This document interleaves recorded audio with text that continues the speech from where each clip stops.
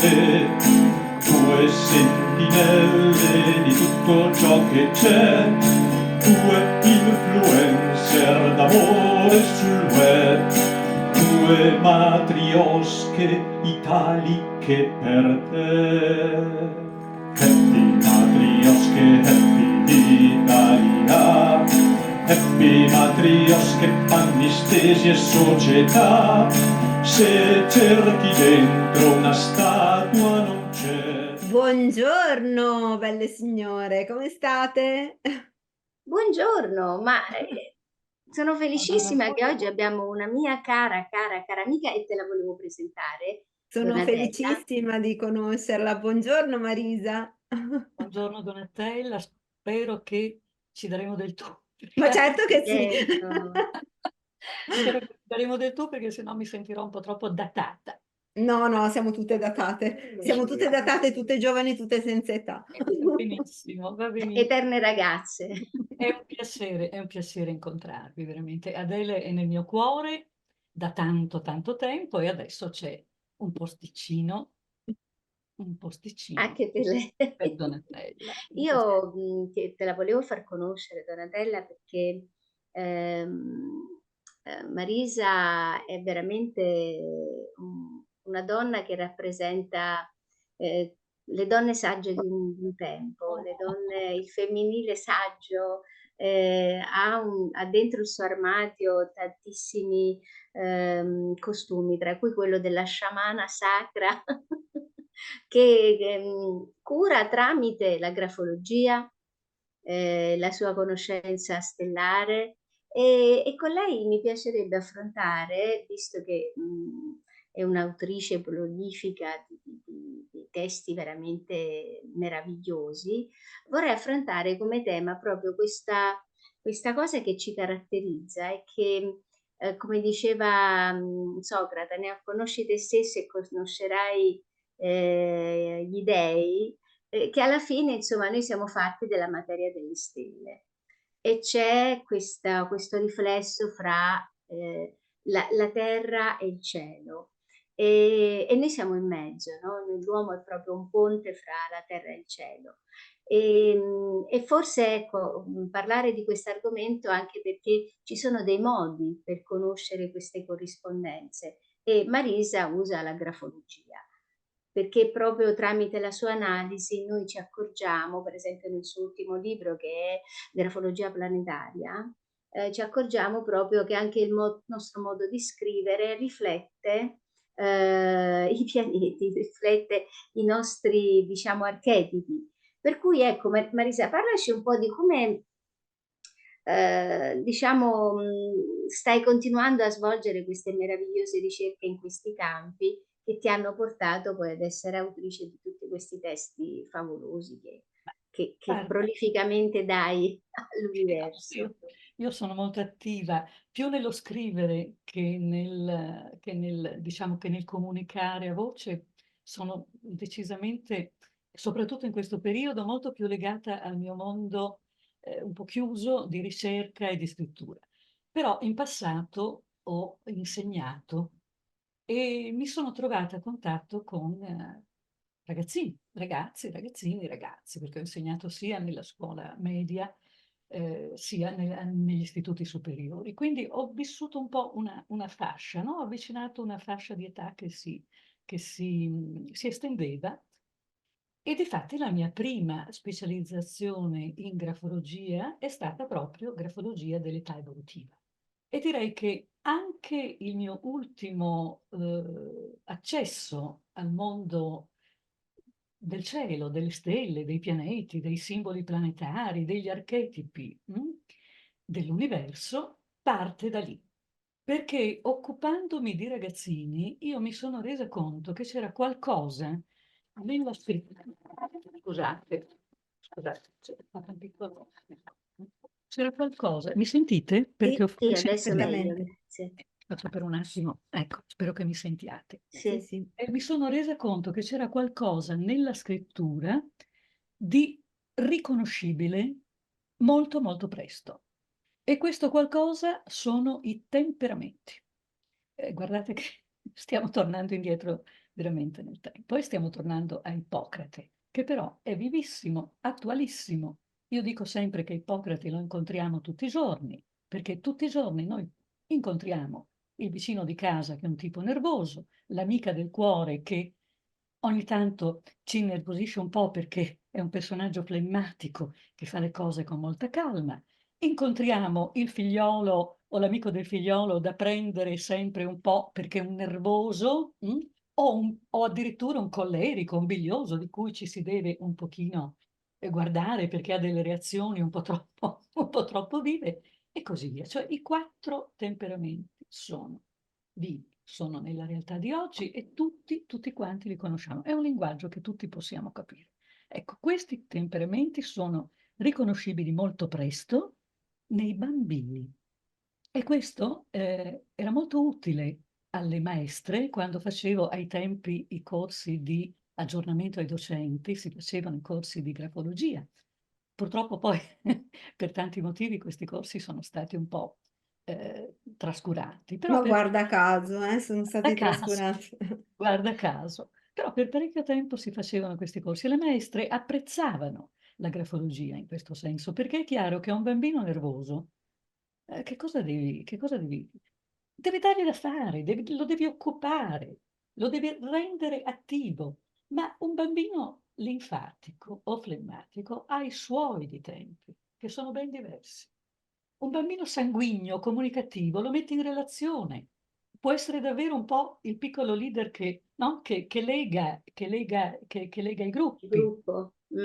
Cioè ogni bambino con la sua, diciamo, struttura, io dico, di segni e di temperamento, perché il temperamento, badate bene, è un bagaglio genetico, è qualcosa che ci portiamo dietro, può essere davvero No, Marisa, faceva più comodo dire il bambino è iperattivo o il bambino non è collerico, Diamogli il calmante. diamogli il calmante, il Ritalin, c'è stato il boom del Ritalin e questo è il dramma, che i genitori si sono completamente piegati alla scuola e la scuola docet, la scuola insegna, la scuola ha fatto scuola sia la scuola che la medicina in sì. combutta e hanno portato a un'ignoranza, perché questa materia che tu hai insegnato e che tu insegni e che tu pratichi avrebbe potuto portare e porterebbe tuttora a una consapevolezza completamente diversa. È stato molto più veloce dire il bambino è ipercinetico, Certo, il bambino è troppo distratto, il bambino... Ecco, come pillolina. fa... Esatto, pillolina, Mm. come facile oggi, anche molto molto molto facile dire il bambino è disgrafico. Mm? In realtà io mi ritrovo a volte delle mamme preoccupatissime e che mi portano alla scrittura dei loro bambini dicendomi la maestra ha detto che il bambino è disgrafico. Innanzitutto, perdonatemi, ma la maestra forse dovrebbe documentarsi un pochino meglio, perché non si diagnostica una disgrafia prima degli 8 anni. Quindi è inutile portare un bambino di prima elementare, parlo di scuole tradizionali, prima elementare, quindi 6 anni più o meno, inutile portarlo come disgrafico perché non è possibile diagnosticare. Si parla di disgrafia dopo ed esistono tanti tipi di disgrafia. Esiste anche una disgrafia reattiva che si verifica e sparisce da sola, legata semplicemente a un momento di ansia del bambino perché magari è arrivato un fratellino o perché magari ha traslocato o perché magari è venuta a mancare una figura importante come la nonna, no? Ecco, questi possono Certo. essere i motivi che creano alterazioni del tratto grafico. Ma il vero problema è che al bambino non vengono dati diciamo, non viene dato un insegnamento, una guida che lo possa aiutare a prendere contatto con questo mondo strano che è il foglio bianco. Il suo ambiente che lui in qualche modo deve occupare, che magari ha già imparato a gestire disegnando, scarabocchiando, ma imparare a scrivere è altra cosa. È altra cosa. E Quindi tra l'altro Marisa ha scritto un libro proprio sullo scarabocchio. sullo scarabocchio, sì. Guarda, l'importanza Io dello amo, scarabocchio. amo molto lo scarabocchio, moltissimo, amo molto lo scarabocchio. Il libro in realtà, il mio libro sullo scarabocchio è dedicato agli scarabocchi degli adulti. Degli adulti, certo, Però c'è però per tutta dire una... Al l'importanza. telefono, quando siamo al telefono, Ah, che Sì, anche. scarabocchiamo. però c'è tutta una parte anche dedicata ai bambini. Quindi diciamo che bisogna un po' capire da dove nasce una eh, brutta scrittura, trascurata, non impostata, che però non è disgrafia, perché la disgrafia è effettivamente l'incapacità di dare un prodotto leggibile. Mm? E la cosa Complimenti. bellissima è che quando il bambino risolve il suo problema, anche la scrittura lo denuncia, è uno Immediatamente lo registra. specchio. Bellissima questa cosa. Immediatamente la scrittura lo registra, Mm, registra il cambiamento, registra il miglioramento, registra la chiusura di uno stato d'ansia, mm, mm.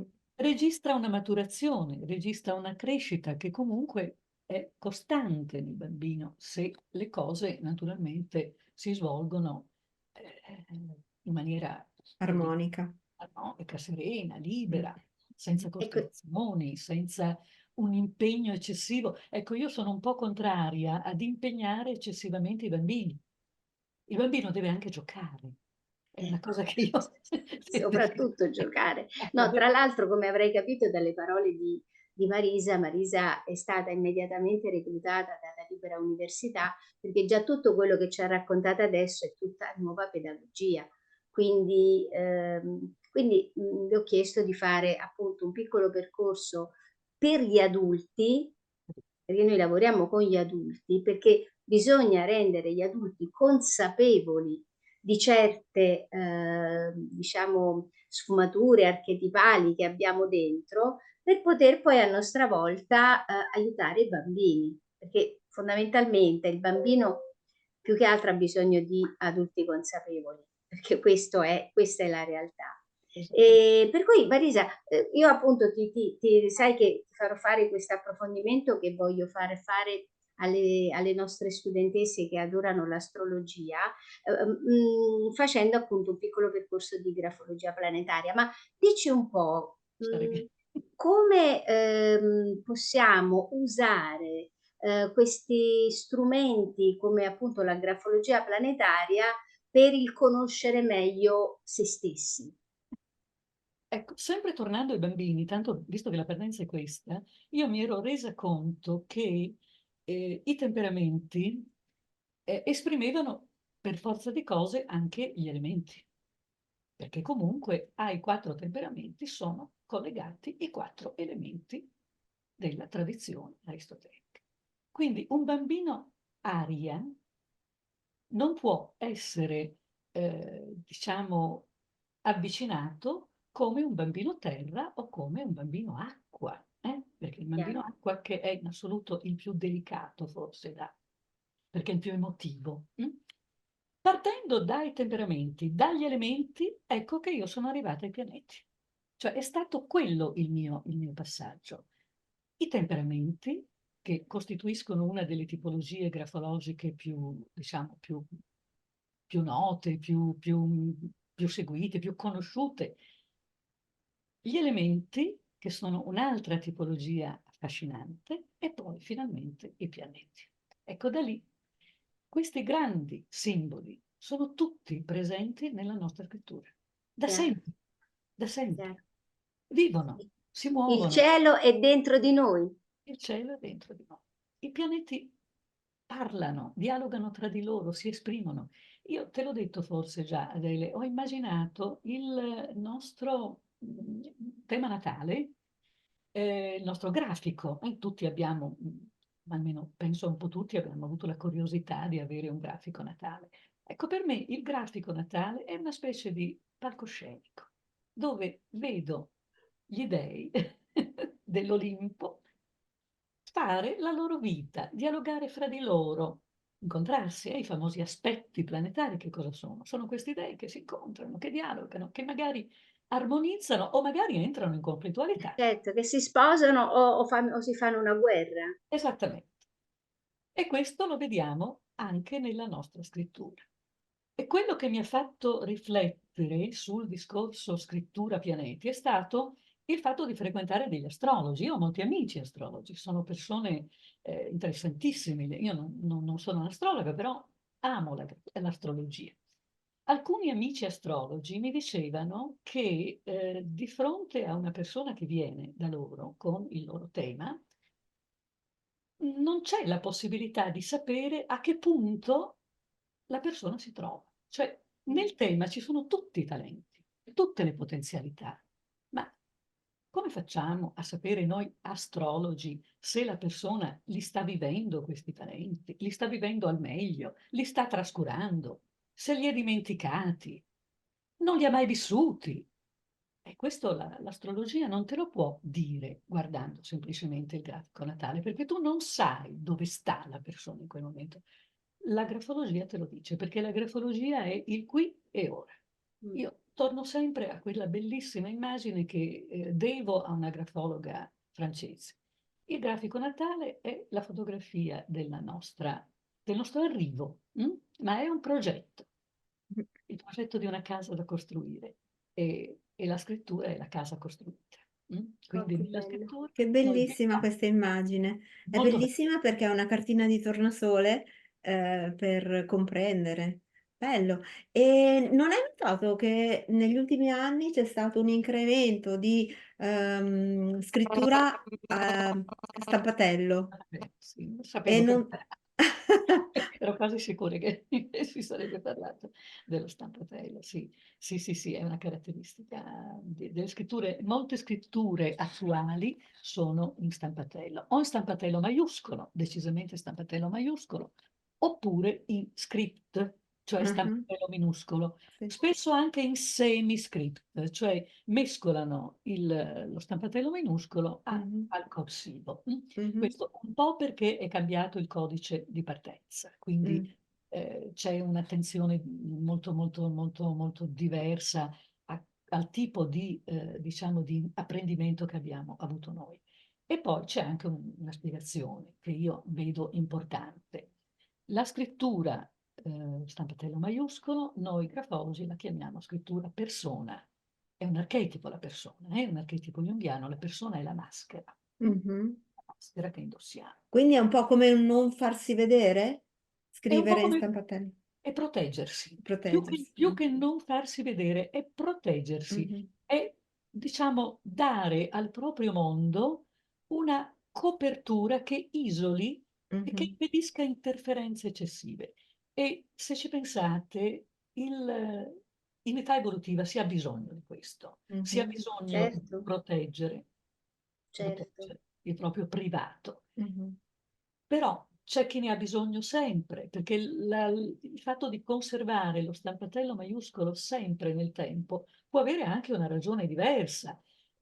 Innanzitutto è bello, diciamo la verità, lo stampatello maiuscolo esteticamente è molto bello, quindi ci sono anche persone che lo scelgono perché le appaga, in qualche modo. Non solo, ma magari la scrittura in stampatello maiuscolo risulta molto leggibile, molto più leggibile di una scrittura in corsivo, Sì. soprattutto i temperamenti nervosi, poi, che hanno molto mercurio nella scrittura, hanno scritture spesso illeggibili, Tutti i velocissime. medici hanno scritture Mercurio, quindi. Molto spesso, hanno molto Mercurio, Mm. però spesso hanno anche molto Saturno. E poi ho notato che ci sono medici con dei tratti venusiani perché, o tratti lunari, cioè pianeti femminili, il che non mi stupisce perché comunque chi fa il medico, chi fa lo La psicologo, cura? cura. Esattamente. L'infermiere, la persona che si prende cura, spesso ha anche delle valenze archetipali e quindi planetarie e quindi nella scrittura di tipo femminile. E i pianeti femminili sono appunto la Luna dà dei tratti molto particolari perché la Luna è acquatica. Quindi la Luna crea Yeah. scritture che fluiscono, scritture ondulate che ricordano proprio il fluire dell'acqua. Venere, altro pianeta femminile, importante perché Venere, oltre a essere bella e accattivante, è anche creativa, è anche affettuosa, è anche a suo modo materna, no? Quindi c'è tutta diciamo, un insieme di attribuzioni che all'interno del pianeta si muovono in un senso e nell'altro. E ricordiamoci che i simboli sono sempre ambivalenti. Quindi c'è il Mercurio affabulatore e comunicativo, buon venditore, beh, che bello. I rappresentanti e i venditori spesso hanno Mercurio nella scrittura, perché è comunicazione veloce. Mhm. Però ricordiamoci che Mercurio era anche il dio dei ladri e oltre che dei commercianti, era anche il dio dei ladri, no? Quindi E se anche spesso le due cose sono connesse. e quindi c'è anche certo. Mercurio che mente, che ti inganna, Certo. e i pianeti hanno tutti doppia natura, doppia realtà. E la Venere che cos'è? La rotondità? Venere è rotonda, Ok. Venere è curvilinea, Mhm. Venere è morbida, Venere fa delle forme a coppa, perché simbolicamente la coppa è proprio il femminile che accoglie, che contiene, è l'utero, Mhm. è il grembo materno, quindi Venere è molto morbida, molto curvilinea, tanto quanto Marte è angoloso, cioè Mhm. Marte è Certo, tutto, è quella.